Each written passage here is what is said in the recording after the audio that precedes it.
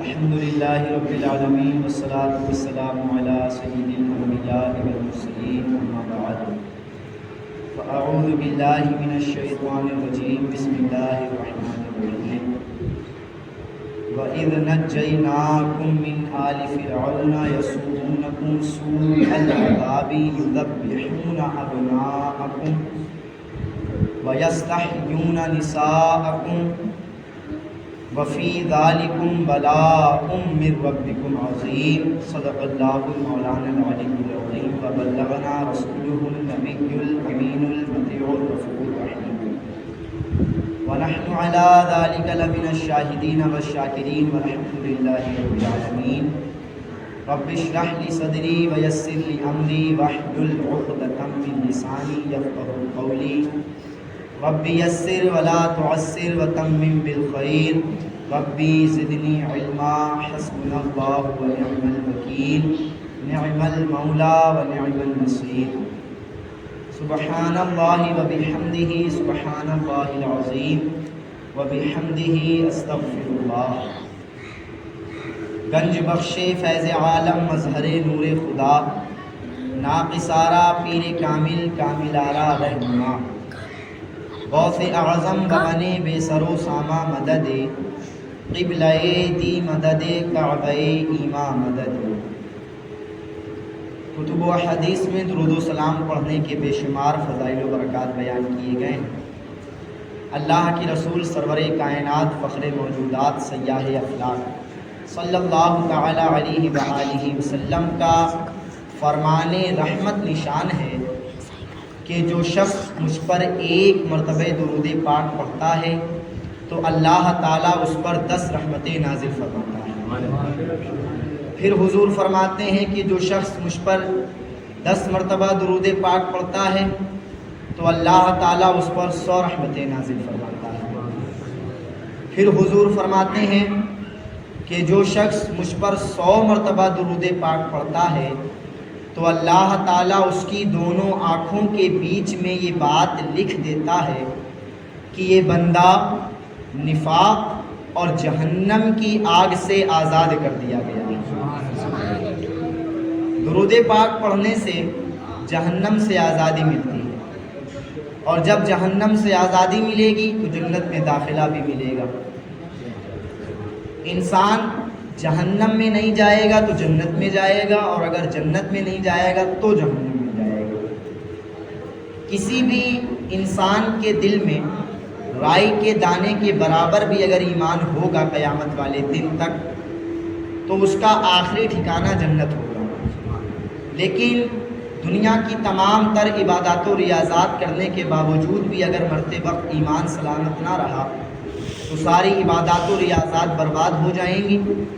شرط ہے دل میں ایمان کا ہونا، اور ایمان صرف اس بات کا نام نہیں ہے کہ اللہ کو مان لیا۔ اللہ کو یہودی بھی مانتے ہیں، اللہ کو عیسائی بھی مانتے ہیں، اللہ کے ہونے کا کوئی انکار نہیں کرتا ہے، اللہ کو تو سب مانتے ہیں۔ بات سمجھ میں تب آتی ہے جب اللہ کے محبوب کو مانا جائے، جب اللہ کے حبیب کو مانا جائے، جب اللہ کی رسول کو مانا جائے۔ تو اللہ کو ماننے والے تو آپ کو کروڑوں مل جائیں گے، لیکن رسول کے ماننے والے بھلے ہی تعداد میں کم ہیں، لیکن یاد رکھیے گا بدر میں بھی 313 تھے، کربلا میں بھی 72 تھے۔ تو اسلام تعداد نہیں دیکھتا ہے، اسلام جذبہ دیکھتا ہے، اور اس کی محبت دیکھتا ہے، اس کی لگن دیکھتا ہے۔ آپ جس محبت سے نبی پر درود پڑھیں گے، آپ سرکار کا نام لیجئے، بس سرکار کا نام زبان سے لیجئے، اور دل اس بات کی گواہی دے کہ زبان سے تو چاہے کچھ بھی ادا کر رہے ہیں لیکن دل ہمیشہ مصطفیٰ جان رحمت کی بارگاہ میں جھکا ہوا ہے، دل ہمیشہ حضور کی بارگاہ میں ہمارا ٹکا ہوا ہے۔ اگر یہ نیت رہے گی انشاءاللہ تو درود و سلام پڑھنے کا فائدہ بھی ملے گا، اور اگر اس نیت کے بغیر آپ درود و سلام پڑھیں گے تو فقط پڑھنے کا ثواب ہی نہیں ملے گا، بلکہ یوں کہہ لیں کہ آپ کا ٹائم ویسٹ ہوگا۔ آپ کے کھاتے میں کچھ نہیں لکھا جائے گا اگر آپ کی نیت نہیں صاف ہے. تو کسی بھی کام کے کرنے سے پہلے ہمیں اس کی نیتوں کو اچھا بنا لینا چاہیے. جب نیت اچھی بن جاتی ہے تو کام بھی اچھا بن جاتا ہے. آئیے کچھ سننے اور سنانے سے قبل سرکار نامدار، مدینے کے تاجدار، دو عالم کے مالک و مختار، کالی کالی کملی میں چھپانے والے آقا، لمبے لمبے ہاتھوں سے بھیک دینے والے آقا، شفاعت دلانے والے آقا، مغفرت کرانے والے آقا، جنت میں ساتھ لے جانے والے آقا، جہنم سے باہر نکلوانے والے آقا، جناب احمد مجتبی محمد مصطفیٰ صلی اللہ تعالی علیہ وآلہ وسلم کی پیاری پیاری بارگاہ بےکس پناہ میں ایک بار پورا مجمع بڑے ہی ادب و احترام کے ساتھ بارگاہ رسالت میں درود پاک کا ہدیہ پیش کرے اور پڑھے بآواز بلند اللہم صلی علی سیدنا و مولانا محمد المعدن الجود والکرم وآلہ الکرام وابنہ الکریم بارک وسلم صلاۃ و سلام علیک یا رسول اللہ صلی اللہ تعالی علیہ وآلہ وسلم. ایک برود روشی پڑھیں اللہم صلی علی سیدنا و مولانا محمد المعدن الجود والکرم وآلہ الکرام وابنہ الکریم بارک وسلم صلاۃ و سلام علیک یا رسول اللہ دائما یا حبیب اللہ صلی اللہ تعالی علیہ وآلہ وسلم. پچھلے جمعے کو آپ لوگوں نے سنا تھا کہ اللہ تعالیٰ نے بنی اسرائیل کو ایسی نعمتوں سے نوازا تھا کہ دنیا نے کبھی ان کا نام و نشان بھی نہیں دیکھا تھا. یہ بھی سنا تھا اور ساتھ ہی ساتھ آپ نے شفاعت مصطفیٰ بھی سنی تھی. حضور کی شفاعت حضور کے گناہگار امتیوں کے لیے کیسی ہوگی. میرے آقا میزان عمل پہ نیکیاں بھاری کروائیں گے. میرے آقا کی بارگاہ میں تمام امت آئے گی. سرکار فرمائیں گے انا لہا، میں تو بنایا ہی گیا تھا اس کام کے لیے. میں اللہ کی بارگاہ میں سفارش کرتا ہوں. پھر حضور کی سفارش پر اللہ تعالیٰ تمام ایمان والوں کو جنت عطا کرے گا. یہ سب آپ سن چکے ہیں. اب اس کے آگے اللہ تعالیٰ ارشاد فرماتا ہے وَإِذْ نَجَّيْنَاكُمْ مِنْ آلِ فِرْعَوْنَ يَسُومُونَكُمْ سُوءَ الْعَذَابِ يُذَبِّحُونَ أَبْنَاءَكُمْ وَيَسْتَحْيُونَ نِسَاءَكُمْ وَفِي ذَلِكُمْ بَلَاءٌ مِّن رَبِّكُمْ عَظِيمٌ.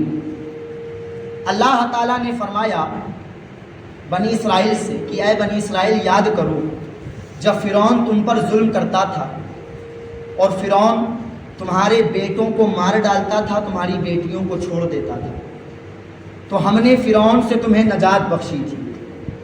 ہم نے فرعون سے تمہیں نجات بخشی تھی. اس آیت کریمہ میں اللہ تعالیٰ نے ایک اشارہ دیا ہے کہ فرعون بنی اسرائیل کے بیٹوں کو مارتا تھا اور بنی اسرائیل کی بیٹیوں کو زندہ چھوڑ دیتا تھا. اس کی تفصیل جاننے کے لیے درود پاک پڑھیں اللہم سیدنا مولانا محمد صلی اللہ تعالی علیہ وآلہ وسلم. واقعہ کچھ یوں ہے کہ فرعون نے ایک خواب دیکھا تھا.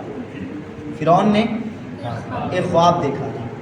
اس نے خواب یہ دیکھا تھا کہ بیت المقدس سے ایک آگ چلی آ رہی ہے اور وہ آگ آئی مصر، اور مصر آنے کے بعد اس آگ نے فرعون کے ماننے والوں کو جلا دیا اور بنی اسرائیل کو اس آگ نے چھوا تک نہیں. یہ خواب فرعون نے دیکھا. خواب ٹوٹا، صبح اٹھا، اپنے کاہنوں کو بلوایا. تو اپنے کاہنوں کو بلوایا اور بلوا کر اس نے اپنا خواب بتایا کہ میں نے خواب دیکھا ہے بیت المقدس سے ایک آگ آئی، اس آگ نے آ کر میرے ماننے والوں کو تو جلا دیا لیکن بنی اسرائیل کو اس آگ نے چھوا تک نہیں. اب اس کے کاہنوں نے اس خواب کی جو تعبیر بتائی وہ بڑے غور سے سنیے. اس کے کاہن کہنے لگے کہ فرعون اس خواب کی تعبیر یہ ہے کہ بنی اسرائیل میں ایک لڑکا پیدا ہوگا جو تیری سلطنت کو برباد کرے گا. بنی اسرائیل میں ایک لڑکا پیدا ہوگا جو تیری سلطنت کو برباد کرے گا. فرعون نے کہا اگر ایسی بات ہے تو میں بنی اسرائیل کے کسی لڑکے کو زندہ ہی نہیں رہنے دوں گا، تو برباد کہاں سے کرے گا. فرعون نے یہ فیصلہ کر دیا کہ آج سے لے کر کے جب تک میں زندہ ہوں بنی اسرائیل میں جتنے لڑکے پیدا ہوں جیسے ہی پیدا ہوں ویسے ہی قتل کر دیا جائے. جتنے لڑکے پیدا ہوں وہ جیسے ہی لڑکا پیدا ہوگا ویسے ہی انہیں قتل کر دیا جائے. لڑکی کو نہیں، لڑکی کو قتل نہ کرو کیونکہ لڑکی ہماری خدمت کرے گی. فرعون نے کہا کہ لڑکیوں کو قتل نہ کرو، لڑکیاں ہماری خدمت کریں گی، وہ نوکرانی بن کے رہیں گی، اور لڑکوں کو مارو. کیوں؟ کیونکہ بنی اسرائیل میں سے ایک لڑکا ہے جو مجھے تباہ کرے گا، تو میں لڑکوں کو زندہ ہی نہیں چھوڑوں گا تو مجھے تباہ کہاں سے کرے گا. فرعون نے اعلان کروا دیا پورے مصر میں کہ پورے مصر میں بنی اسرائیل میں جہاں کوئی لڑکا پیدا ہو پتہ کروا کے مروا ڈالیں گے، اس لڑکے کو ختم کرو. کوئی بھی لڑکا بنی اسرائیل کا زندہ نہیں ہونا چاہیے. کئی سال تک یہ چلتا رہا. لڑکے پیدا ہوتے رہے، مرتے رہے، پیدا ہوتے رہے، مارے جاتے رہے، پیدا ہوتے رہے، مارے جاتے رہے. جب کئی سال تک یہ عرصہ چلتا رہا، یہ معاملہ لگاتار پیش در آتا رہا، تو فرعون کے ماننے چاہنے والوں نے فرعون سے کہا کہ دیکھو بھائی، بنی اسرائیل میں تو کوئی مرد ہی نہیں بچے گا، اور جب بنی اسرائیل میں کوئی مرد نہیں بچے گا تو ہم اپنا نوکر کسے بنائیں گے؟ جب بنی اسرائیل میں کوئی مرد نہیں بچے گا تو ہم اپنا نوکر کسے بنائیں گے؟ اس میں بھی اپنا ہی فائدہ، اس میں بھی ان کا فائدہ نہیں، اس میں بھی وہ اپنا ہی فائدہ ڈھونڈ رہے ہیں کہ ہمارا نوکر نہیں ملے گا. کہا جب سارے لڑکے مار دو گے تو پھر بڑے کب ہوں گے، پھر جوان کب ہوں گے، اور پھر ہماری نوکری کریں گے؟ نوکر تو کوئی بچے گا نہیں. کچھ ایسا کرو کہ تمہیں نقصان بھی نہ پہنچے، ہماری نوکریاں بھی ہوتی رہیں، لوگ ہماری خدمت بھی کرتے رہیں بنی اسرائیل کے لوگ. تو فرعون نے اعلان کروایا. کیا؟ اس نے اعلان کروایا کہ 1 سال جو لڑکے پیدا ہوں گے وہ مارے جائیں گے، اور اس کے اگلے سال جو پیدا ہوں گے وہ نہیں مارے جائیں گے.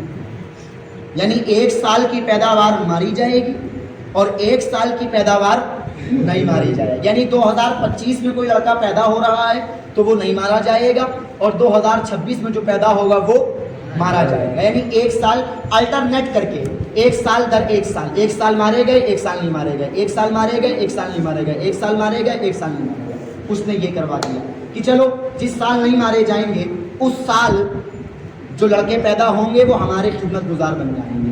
اب اس بے وقوف کے دماغ میں اتنی بات نہیں آ رہی ہے کہ اگر اللہ چاہے تو اللہ تعالیٰ نہ مارنے والے سال میں بھی تو وہ لڑکا پیدا کر سکتا ہے جو تجھے برباد کرے گا. نہ مارنے والے سال میں بھی تو لڑکا پیدا ہو سکتا ہے جو تجھے برباد کرے گا. ایسا بھی تو پاسبل ہے نا، اللہ چاہے تو کر بھی لے. لیکن چونکہ مسئلہ یہ ہے کہ خدا جب دین لیتا ہے تو عقلیں چھین لیتا ہے. خدا جب دین لیتا ہے تو عقلیں چھین لیتا ہے. اس کے پاس عقل ہی نہیں ہے، دماغ ہی نہیں ہے، سوچ نہیں ہے، وہ سوچے گا کہاں سے؟ بہرحال اس نے اعلان کروایا، بڑے غور سے سنیے گا آپ لوگ. اس نے اعلان کروایا کہ 1 سال لڑکے مارے جائیں، 1 سال نہ مارے جائیں. اس کے اعلان پہ عمل کیا گیا. 1 سال لڑکوں کو مارنے والا کیا گیا، 1 سال نہ مارنے کا کیا گیا. اتفاق دیکھیے، بلکہ اتفاق نہیں، حسن اتفاق دیکھیے کہ جو سال لڑکوں کو نہ مارنے والا سال تھا اس سال حضرت ہارون علیہ السلام پیدا ہوئے. جو سال لڑکوں کو نہ مارنے کا سال تھا اس سال حضرت ہارون علیہ السلام پیدا ہوئے. اور حسن اتفاق یہ ہے کہ جو سال لڑکوں کو مارنے کا سال تھا اس سال حضرت موسیٰ علیہ السلام پیدا ہوئے. جو سال لڑکوں کو مارنے کا سال تھا اس سال حضرت موسیٰ علیہ السلام پیدا ہوئے. اللہ اکبر. اب فرعون نے تو اعلان کروا رکھا تھا نا کہ اس سال جو پیدا ہوگا وہ لڑکا مار دیا جائے، اور حضرت موسیٰ پیدا ہو گئے. حضرت موسیٰ کی پیدائش پر تھوڑا ٹھہر جائیے، اور ٹھہر کر کے پہلے فرعون کو جان لیجئے فرعون ہے کون. دیکھیے، فارس کے بادشاہ کا لقب کسرا ہے. کسرا فارس کے بادشاہ کا لقب کیا ہے؟ کسرا. یہ فرعون کے بارے میں آپ کو معلومات دے رہا ہوں. آج سے پہلے آپ نے فرعون کے بارے میں نہیں جانا ہوگا کہ فرعون ہے کون. سن لیجئے فرعون کون ہے. فرعون جس طرح سے کیسر کے فارس کے بادشاہ کا لقب کسرا ہوتا ہے، روم کے بادشاہ کا لقب قیصر ہوتا ہے، اور حبشہ کے بادشاہ کا لقب نجاشی ہوتا ہے، اسی طرح سے مصر کے بادشاہ کا لقب اس دور میں فرعون ہوا کرتا تھا. کیا ہوا کرتا تھا؟ فرعون ہوا کرتا تھا. تو یہ فرعون اس کا نام نہیں ہے، یہ یاد رکھو.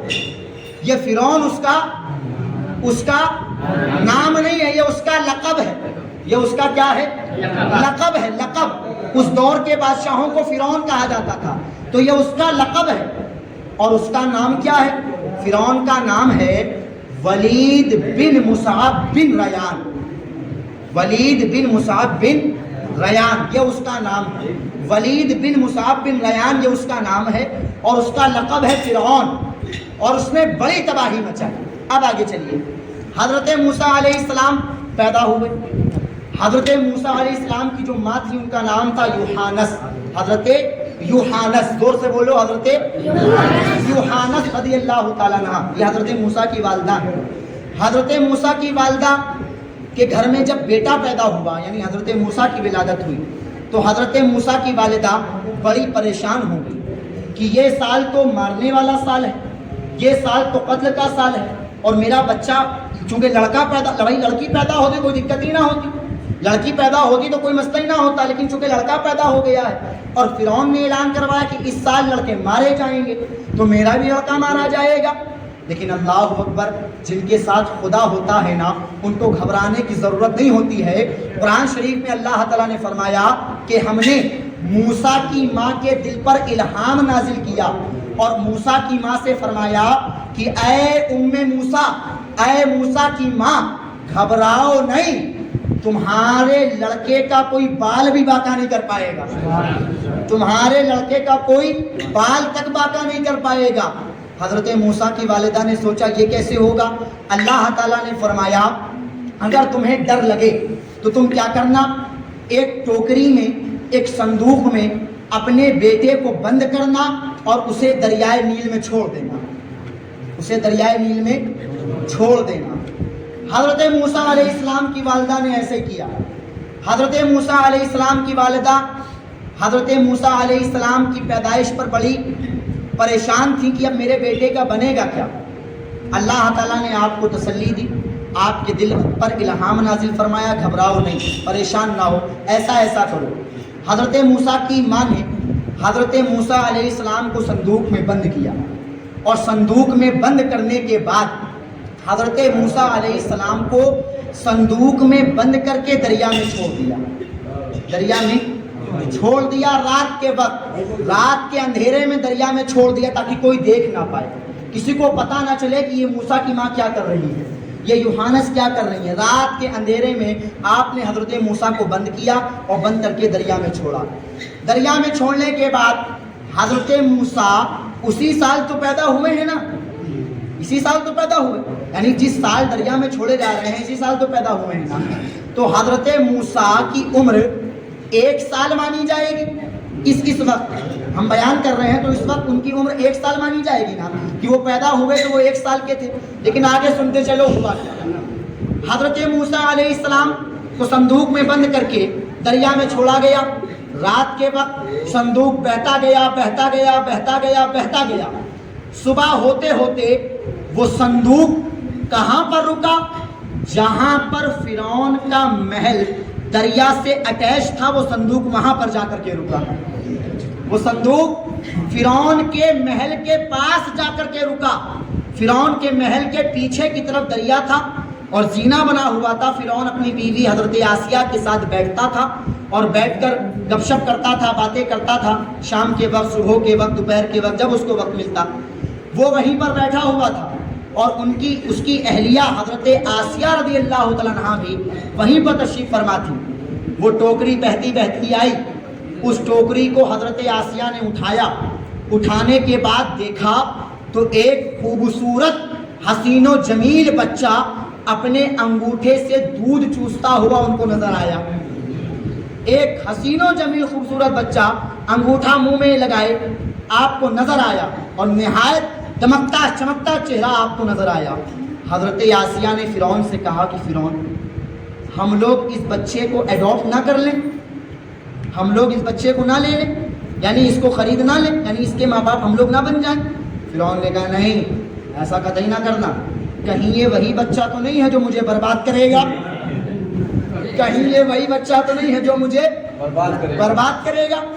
حضرت آسیہ نے فرمایا, چونکہ بیوی تھی نا تو بیوی اور شوہر میں بے تکلفی ہوتی ہے, آپ جانتے ہیں, بیوی اور شوہر آپس میں بے تکلف بات کر سکتے ہیں. حضرت آسیہ نے فرعون سے کہا کہ یار پاگل ہو گئے ہو کیا, 1 سال کا بچہ تمہیں کہاں برباد کرے گا, 1 سال کا بچہ تمہیں کہاں برباد کرنے جا رہا ہے؟ 1 سال کے بچے میں اتنی طاقت تمہیں برباد کرے گا؟ کہا نہیں. حضرت آسیہ نے ایک دلیل کیا دی؟ بڑی پیاری دلیل دی. فرمانے لگی کہ دیکھو اس بچے کا جسم دیکھو، یہ بچہ 1 سال کا نہیں لگ رہا ہے، 2 سال کا لگ رہا ہے. یہ بچہ 1 سال کا نہیں لگ رہا ہے، کتنے سال کا لگ رہا ہے؟ 2 سال کا. یعنی پتہ یہ چلا یہ بچہ اس سال پیدا نہیں ہوا ہے، پچھلے سال پیدا ہوا ہے. یہ بچہ اس سال پیدا نہیں ہوا تھا، پچھلے سال پیدا، حالانکہ پیدا کس سال ہوئے ہیں؟ اسی سال. لیکن اللہ نے جسم کو ایسا بڑھا دیا کہ وہ ہیں 1 سال کے لگ رہے ہیں 2 سال کے، ہیں 1 سال کے اور معلوم ہو رہے ہیں 2 سال کے، تاکہ فرعون کو شک نہ ہو. حضرت آسیہ نے فرمایا فرعون دیکھو پچھلا سال تو لڑکوں کو نہ مارنے والا سال تھا نا، اور لگتا ہے کہ پچھلے سال یہ بچہ پیدا ہوا ہے، یہ 2 سال کا معلوم ہوتا ہے، لہٰذا یہ وہ بچہ تو نہیں ہوگا. پھر حضرت آسیہ نے کہا یہ تو پتہ نہیں کہاں سے بہتا بہتا آ رہا ہے، اور تمہیں جو برباد کرنے والا ہے وہ تو بنی اسرائیل میں سے ہے، اب پتہ نہیں یہ بنی اسرائیل کا ہے یا کسی اور قوم کا ہے، کیا اندازہ، لہٰذا اس کو ہم لوگ اپنا بیٹا بنا لیتے ہیں، اس کو ہم لوگ اپنا بیٹا بنا لیتے ہیں. فرعون راضی ہو گیا حضرت موسیٰ کو رکھنے کے لیے، حضرت موسیٰ کو ایڈاپٹ کرنے کے لیے. اب ایک مسئلہ درپیش یہ بھی آیا، بچے کے پیدا ہونے کے بعد سب سے بڑا مسئلہ ہوتا ہے بچے کی خوراک کا، یعنی ماں کا دودھ بچے کے لیے سب سے ضروری ہے. اگر ماں کا دودھ ہی نہیں ملے گا تو ظاہر سی بات ہے بچہ ہی رہ پائے گا، وہ بڑا ہی نہیں ہو پائے گا، وہ بچہ ہی ہے، وہ بڑا ہو ہی نہیں پائے گا. سب سے بڑا مسئلہ دودھ کا پیش آیا. فرعون نے اعلان کروایا کہ مصر کی سب سے پرانی دائیاں آئیں اور آ کر کے اس بچے کو دودھ پلائیں. چنانچہ مصر میں لائنیں لگ گئیں دائیوں کی، لائن بائی لائن دائیاں کھڑی ہیں، ایک دائی آتی ہے. فرعون کے ہاتھ میں حضرت موسیٰ علیہ السلام ہے، حضرت موسیٰ علیہ السلام فرعون کی گود میں ہیں، اور حضرت موسیٰ علیہ السلام فرعون کی گود میں لیٹے ہوئے ہیں. ایک دائی آئی، حضرت موسیٰ نے اس کو دیکھا اور دیکھ کر منہ پھیر لیا، اس کی چھاتی منہ میں نہیں لگائی. دوسری دائی آئی، حضرت موسیٰ نے اس کی بھی چھاتی منہ میں نہیں لگائی. تیسری دائی آئی، اس کا بھی تھن منہ میں نہیں لگایا. چوتھی دائی آئی، اس کا بھی دودھ نہیں پیا. پانچویں دائی آئی، اس کا بھی دودھ نہیں پیا. ایسے کرتے کرتے مصر کی تمام دائیاں آتی رہی.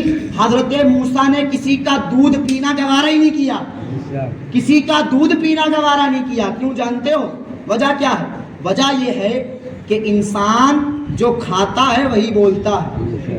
اگر حرام کھائے گا تو حرام ہی بولے گا، اور اگر حلال کھائے گا تو زبان سے حلال نکلے گا اس سے. تو اللہ کا نبی کبھی بھی حرام نہیں بول سکتا ہے. اللہ کا نبی جب بھی بولے گا حلال بولے گا تو حلال بولنے کے لیے اسے دودھ بھی حلال پینا پڑے گا، حلال بولنے کے لیے دودھ بھی حلال پینا پڑے گا، اس کی رگوں میں دودھ بھی حلال ہونا چاہیے. اتنی دیر میں حضرت موسیٰ علیہ السلام کی ماں کو خبر لگ گئی، کیا کہ میرا بیٹا موسیٰ فرعون کے ہتھے آ گیا ہے، میرا بیٹا موسیٰ فرعون کے ہاتھ لگ گیا ہے. جس چیز سے ان کی ماں بچانا چاہتی تھی وہی ہو گیا. انہوں نے ٹوکری میں کیوں بند کیا تھا؟ فرعون سے بچانے کے لیے. دریا میں کیوں چھوڑا تھا؟ فرعون سے بچانے کے لیے. یہ سارے کام انہوں نے فرعون سے بچانے کے لیے کیے تھے، اور وہ ٹوکری جا کر کے روکی کہاں؟ فرعون کے محل پر.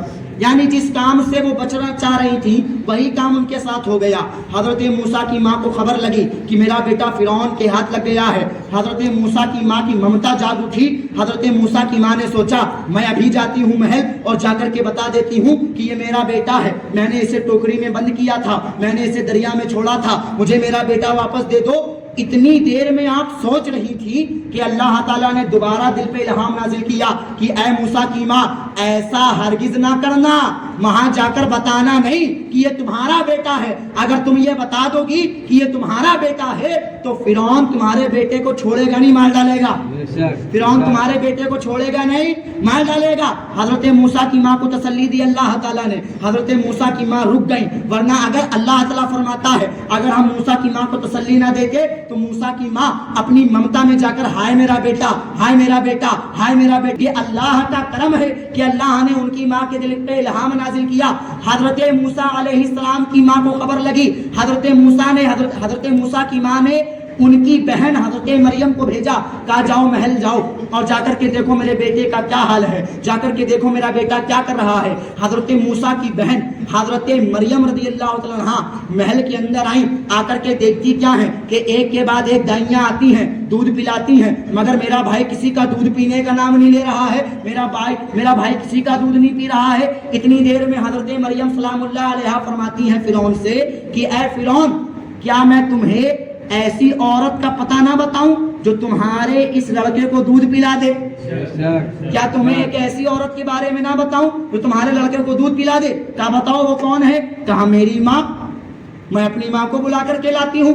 اب جو ان کی ماں ہے وہی تو موسیٰ کی بھی ماں ہے، جو ان کی ماں ہے وہی موسیٰ کی بھی ماں ہے۔ بھاگتے بھاگتے جناب مریم گئی اپنے گھر، اپنی ماں کو بلایا، کہا امی جان جلدی چلو، اپنے بیٹے کو دودھ پلانے کا وقت آ گیا ہے، اپنے بیٹے کو دودھ دینے کا وقت آ گیا ہے۔ حضرت موسیٰ کی ماں بھاگتی پھاندتی ہوئی محل گئی، اور جانے کے بعد روایتوں میں آتا ہے کہ حضرت موسیٰ کی ماں نے جیسے ہی محل میں اپنا قدم رکھا تو حضرت موسیٰ کی ماں کی مہک سونگھتے ہی فرعون کی گود میں حضرت موسیٰ رو رہے تھے، لیکن خوشبو کی مہک سونگھتے ہی حضرت موسیٰ علیہ السلام ہنسنے لگے۔ حضرت موسیٰ علیہ السلام کے چہرے پہ ہنسی آ گئی، آپ کھلکھلانے لگے، اور کھلکھلانے کے بعد جب حضرت موسیٰ کی ماں حضرت موسیٰ کے قریب آئیں تو ابھی ہاتھ بڑھایا ہی تھا کہ حضرت موسیٰ فرعون کی گود سے پھاندتے چھلاندتے ہوئے اپنی ماں کی گود میں چلے گئے، اپنی ماں کی گود میں چلے گئے۔ اللہ اکبر! اللہ نے بیٹے سے دور تو کروایا، بیٹے کو ٹوکری میں بند تو کروایا، بیٹے کو دریا میں چھڑوایا تو، لیکن اتنا سب کروانے کے بعد ماں کو بیٹے سے ملا بھی دیا، ماں کو بیٹے سے ملا دیا، بیٹے کو ماں سے ملا دیا۔ اللہ کہہ چکا تھا اے موسیٰ کی ماں گھبراؤ نہیں، پریشان نہ ہو، میں وعدہ کرتا ہوں تمہارا بیٹا وقتی طور پہ تم سے دور ہے، یہ تمہارا بیٹا تمہارے پاس واپس ضرور آئے گا، اور اس بیٹے کو ہم اپنا رسول بنا کر کے دکھائیں گے، اس بیٹے کو اپنا نبی بنائیں گے۔ اللہ اکبر! حضرت موسیٰ علیہ السلام کی ماں نے اپنے بیٹے حضرت موسیٰ علیہ السلام کو دودھ پلایا۔ دودھ پلانے کے بعد جب فرعون نے دیکھا کہ یہ ان کا دودھ بڑے شوق سے پی رہا ہے تو فرعون نے پوچھا تم کون ہو، تمہارا نام کیا ہے؟ حضرت موسیٰ کی ماں نے کہا میں ایک پاک صاف عورت ہوں اور یہ بچہ بھی پاک صاف ہے، تو چونکہ یہ بچہ پاک صاف ہے تو دودھ بھی پاک صاف عورت کا پیے گا، یہ بچہ پاک صاف ہے تو دودھ بھی پاک صاف عورت کا پیے گا۔ فرعون نے کیا کیا؟ فرعون نے کہا کہ ٹھیک ہے تم اس کو دودھ پلاؤ، اسے اپنے گھر لے جاؤ، اسے اپنے بیٹے کو ماں کے گھر بھیج دیا نا، ٹوکری میں بند بھی کروایا، دریا میں بھی چھڑوایا، فرعون کے ہتھے بھی لگوایا، لیکن آخر میں گھما پھرا کے اپنی ماں کے پاس بھیج دیا۔ فرعون نے کہا، اور خود دشمن کی زبان سے اللہ کہلوا رہا ہے، فرعون نے کہا ایک کام کرو، جاؤ اس کو اپنے گھر لے جاؤ اور جتنی مدت تک جتنے سال تک یہ دودھ پیے اس کو دودھ پلاؤ، اور دودھ پلانے کے بعد واپس چھوڑ جانا، دودھ پلانے کے بعد واپس چھوڑ جانا۔ فرعون روزانہ حضرت موسیٰ علیہ السلام کی ماں کے لیے ایک سونے کا سکہ بھیجتا تھا، دودھ پلوائی ایک سونے کا سکہ بھیجتا تھا۔ فرعون کو یہ لگتا تھا کہ یہ ان کا بیٹا نہیں ہے، لیکن حضرت یوحنس کا تو ڈبل فائدہ ہے، بیٹے کو دودھ بھی پلا رہی ہیں، پیسے کا پیسہ مل رہا ہے، بیٹے کو دودھ بھی پلا رہی ہو، پیسے کا پیسہ مل رہا ہے، روز ایک سونے کا سکہ مل رہا ہے، روز ایک اشرفی مل رہی ہے۔ اللہ اکبر! کیا شان ہے میرے رب کی۔ اللہ تعالیٰ نے حضرت موسیٰ علیہ السلام کو فرعون سے اپنی ماں کی جانب ایسے بھیجا، اور بھیجنے کے بعد حضرت موسیٰ علیہ السلام کی ماں نے انہیں دودھ پلایا۔ دودھ پلانے کے بعد حضرت موسیٰ علیہ السلام کی ماں جب ایک مدت تک انہیں دودھ پلا کر واپس لے کر کے آئیں اور فرعون کے محل میں چھوڑ دیا، تو اب حضرت موسیٰ کی پرورش فرعون کے محل میں ہو رہی ہے۔ حضرت موسیٰ کی پرورش کہاں ہو رہی ہے؟ کہاں ہو رہی ہے؟ فرعون کے محل میں ہو رہی ہے۔ میں آپ کو بتاؤں، شروع میں جو میں نے آپ کو بتایا کہ ان کے کاہنوں نے تعبیر دی کہ بنی اسرائیل میں ایک لڑکا پیدا ہوگا جو تمہاری سلطنت کو برباد کرے گا۔ فرعون نے کہا کہ میں بنی اسرائیل کے کسی لڑکے کو زندہ ہی چھوڑوں گا، وہ مجھے برباد کیا کرے گا۔ اللہ نے جس لڑکے سے فرعون کو برباد کروانا تھا، اس لڑکے کی پرورش اللہ نے فرعون کے ہاتھوں سے کروا دی۔ जिस लड़के से अल्लाह ने फिरौन को बर्बाद करवाना था, उसी लड़के की परवरिश अल्लाह ने फिरौन के हाथों से करवा दी, फिरौन के हाथ से करवा दी। और आप जानते हैं इसका शक फिरौन को पहले ही हो चुका था, इसका शक फिरौन को पहले हो चुका था। कब हो चुका था? एक दिन फिरौन की गोद में हजरत मूसा अलैहिस्सलाम बैठे थे, तो हजरत मूसा अलैहिस्सलाम चूंकि गोद में है, फिरौन की दाढ़ी पकड़ी और एक तमाचा फिरौन के गाल पे दे मारा। हजरत मूसा अलैहिस्सलाम ने फिरौन की दाढ़ी पकड़ी और एक तमाचा गाल पे रसीद कर दिया। अब जैसे ही तमाचा मारा फिरौन को, तो फिरौन ने हजरत आसिया को बुलाया, कहा देखो मैंने कहा था ना ये मुझे बर्बाद करेगा, इसने अभी से शुरू कर दिया है, इसने अभी से मुझे बर्बाद करना शुरू कर दिया है, इसने मुझे तमाचा मारा है, तमाचा, इसका तमाचे का सिग्नल मुझे दे रहा है कि तमाचा इतना भयंकर है तो इसका कदम कितना भयंकर होगा। हजरत आसिया ने कहा यार तुम भी एकदम पागल आदमी हो, वो इतना छोटा बच्चा, तुम एकदम बुढ़े आदमी, अगर बच्चे ने मार भी दिया तो क्या हो गया, अगर बच्चे ने मार भी दिया तो क्या हो गया, बच्चे ही तो है, बच्चे तो मार भी देते हैं। कहा नहीं नहीं नहीं, ये कोई आम बच्चा नहीं है, ये कोई जरूर खास बच्चा मेरी तरफ भेजा गया है, ये कोई आम बच्चा नहीं है। हजरत मूसा अलैहिस्सलाम को पहले, हजरत मूसा अलैहिस्सलाम की आमद पर फिरौन को पहले ही शक हो चुका था। अब पीछे आ जाइए, हजरत मूसा अलैहिस्सलाम थे 1 साल के, लग रहे थे 2 साल, ताकि फिरौन को ये शक ना हो कि ये लड़का इसी साल पैदा हुआ है, फिरौन को ये शक ना हो कि ये लड़का इसी साल पैदा हुआ है। अब आप देखिए, मैं आपको एक पॉइंट समझाता हूँ मेरे नबी की शान के हवाले से। हजरत मूसा अलैहिस्सलाम वो हैं जो हैं 1 साल के और लगते हैं 2 साल के, जो हैं 1 साल के और लगते हैं 2 साल के। लेकिन मेरे नबी की शान का हाल सुनोगे? इजाजत हो तो बताऊं।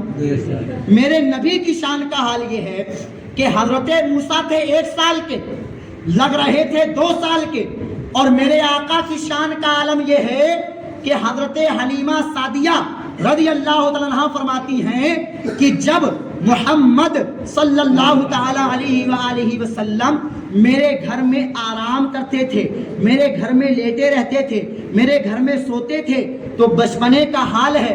और आप लोग जानते हैं जब कोई नौजवान आदमी सोता है, एकदम कड़ियल गबरू नौजवान, बिल्कुल कड़ियल नौजवान जब सो रहा हो ना, तो उसके सोने में सांसों की हल्की हल्की आवाज आती है। सुना होगा आप लोगों ने, हल्की, वो खराटे नहीं जो जिसके बारे में कहते हैं खर आते हैं, वो खराटे नहीं, हल्की हल्की आवाज, हल्की हल्की ऐसी आवाज आती है। नौजवान के सोने पर ऐसी आवाज आती है, ये नौजवान की निशानी होता है। जब नौजवान के सोने पर ऐसी आवाज आए तो समझ जाओ कि सेहतमंद नौजवान सो रहा है, बहुत कड़ियल नौजवान सो रहा है, सेहत वाला नौजवान सो रहा है। ये हालत पैदा होती है जवानी के आलम में। किसके आलम में?